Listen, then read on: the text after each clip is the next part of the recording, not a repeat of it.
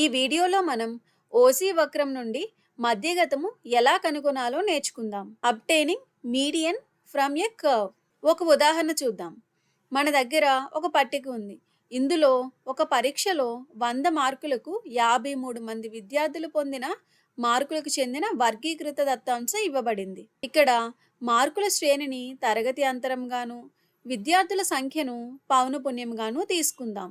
ఈ దత్తాంశం ఆధారంగా చేసుకొని ముందుగా సంచిత పౌనపున్యాన్ని లెక్కించాలి. సంచిత పౌనపున్యాన్ని ఎలా లెక్కించాలో వివరంగా అర్థం చేసుకోవడానికి వర్గీకృత దత్తాంశంకు మధ్యగతం కనుగొనడం అనే వీడియోను ఒకసారి చూడండి. సంచిత పౌనపున్యం లెక్కించేందుకు ప్రతి తరగతి పౌనపున్యానికి దాని ముందు ఉన్న తరగతి పౌనపున్యాలను కలుపుతూ వెళ్ళాలి.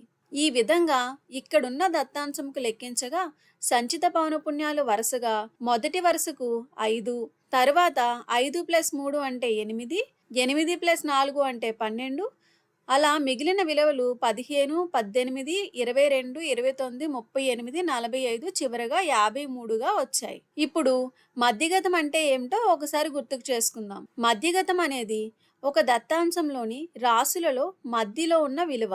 ఈ మధ్యగతం దత్తాంశాన్ని 2 సమాన భాగాలుగా విభజిస్తుంది. అంటే సగం మంది విద్యార్థులు మధ్యగతం కంటే ఎక్కువ లేదా సమానమైన మార్కులు పొందుతారు. మిగతా సగం మంది విద్యార్థులు మధ్యగతం కంటే తక్కువ లేదా సమానమైన మార్కులు పొందుతారు. ఇక్కడ ఉన్న CF విలువలలో చివరిగా ఉన్న సంచిత పౌనపున్యం 53. కాబట్టి విద్యార్థుల సంఖ్య n=53 అవుతుంది. దత్తాంశాన్ని సమానంగా విభజించాలి కాబట్టి సగం తీసుకోవాలి, అంటే n/2. మధ్యగతం అనేది n/2 మంది విద్యార్థులు పొందిన మార్కుల విలువ.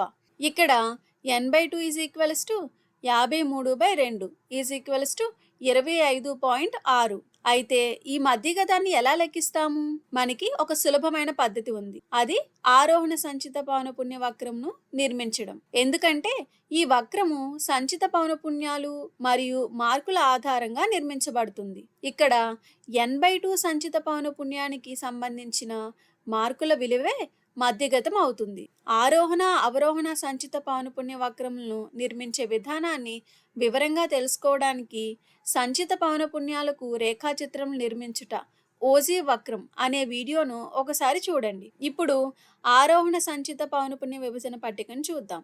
ఇక్కడ బిందువులను లెక్కించడానికి x అక్షంపై తరగతుల ఎగువ సరిహద్దు విలువలు అప్పర్ క్లాస్ బౌండరీస్ మరియు y అక్షంపై సంచిత పౌనపున్య విలువలు తీసుకోవాలి. కాబట్టి మొదటి బిందువు 10,5 అవుతుంది. తర్వాత 20, 8, 30, 12, అలాగే మిగిలిన బిందువులు 40, 15, 50, 18 ఇలా చివరిగా 153గా వచ్చాయి.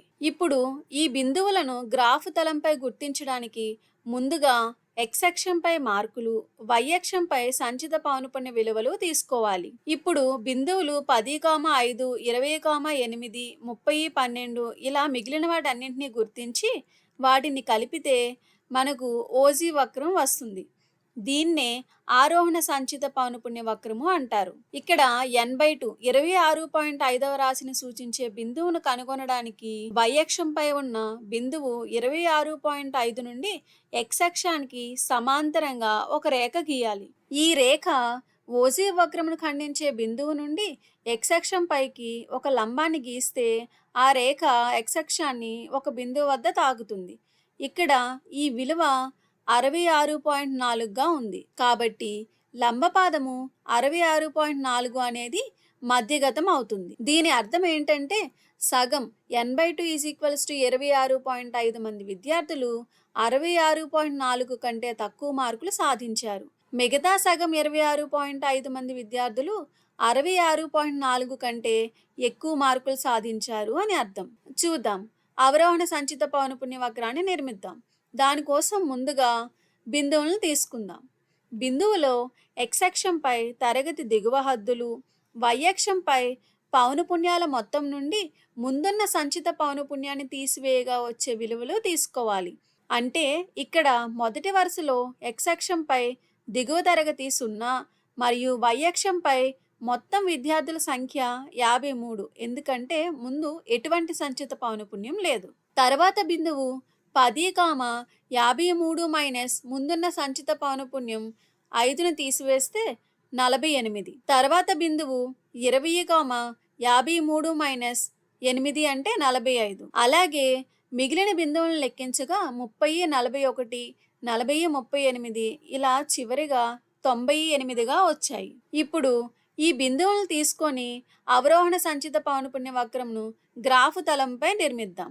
దీనికోసం x అక్షంపై మార్కులు, y అక్షంపై సంచిత పౌనపున్యాల విలువలను తీసుకొని బిందువులన్నింటినీ ఇలా గుర్తిద్దాం.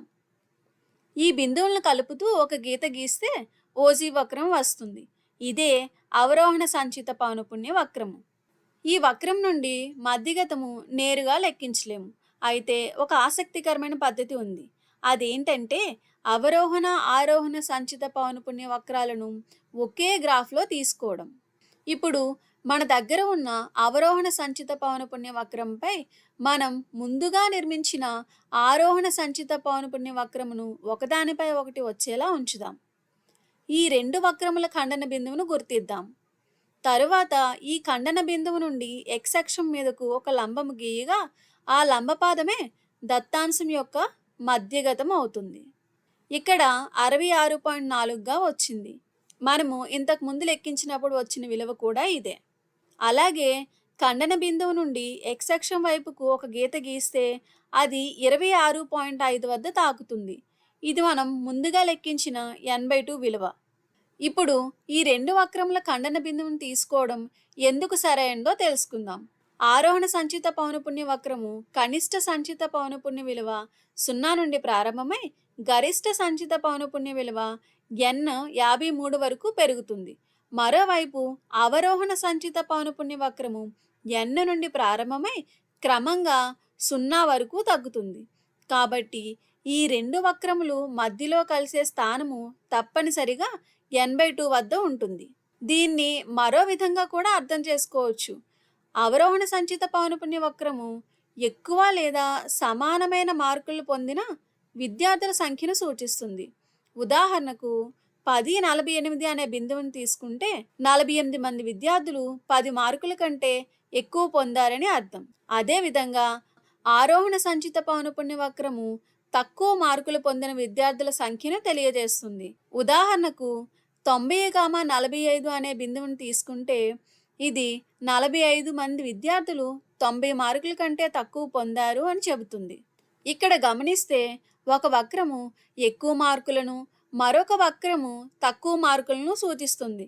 కావున ఇవి కలిసిన స్థానం వద్ద రెండు వక్రాలు సమాన విలువను చూపిస్తాయి. అదే మధ్యగతం అవుతుంది. ఇక్కడ మధ్యగతము 66.4గా వచ్చింది. దీని అర్థం ఏంటంటే 26.5 మంది విద్యార్థులు 66.4 మార్కుల కంటే ఎక్కువ మార్కులు పొందారు. మిగతా సగం 26.5 మంది విద్యార్థులు 66.4 మార్కుల కంటే తక్కువ మార్కులు పొందారు. మనం ఏం నేర్చుకున్నాం? మధ్యగతాన్ని కనుగొనడానికి మనకు రెండు పద్ధతులున్నాయి. అందులో ఒక సులువైన పద్ధతి ఆరోహణ సంచిత పౌనపున్య వక్రం. దీనికోసం ముందుగా n/2 విలువను తీసుకొని ఆరోహణ సంచిత పౌనపున్య వక్రంపై గుర్తించి ఆ బిందువు నుండి x అక్షంపై లంబరేఖ గీస్తే x అక్షాన్ని తాకిన బిందువే మధ్యగతం అవుతుంది. మరొక పద్ధతి ఆరోహణ మరియు అవరోహణ సంచిత పౌనపున్యాల ఖండన బిందువు. దీనికోసం ఇచ్చిన దత్తాంశం యొక్క ఆరోహణ మరియు అవరోహణ సంచిత పౌనపున్య వక్రములను ఒకే గ్రాఫ్పై నిర్మించి ఆ రెండు OC వక్రముల ఖండన బిందువు నుండి x అక్షంపైకి లంబరేఖ గీసి మధ్యగత విలువను పొందవచ్చు.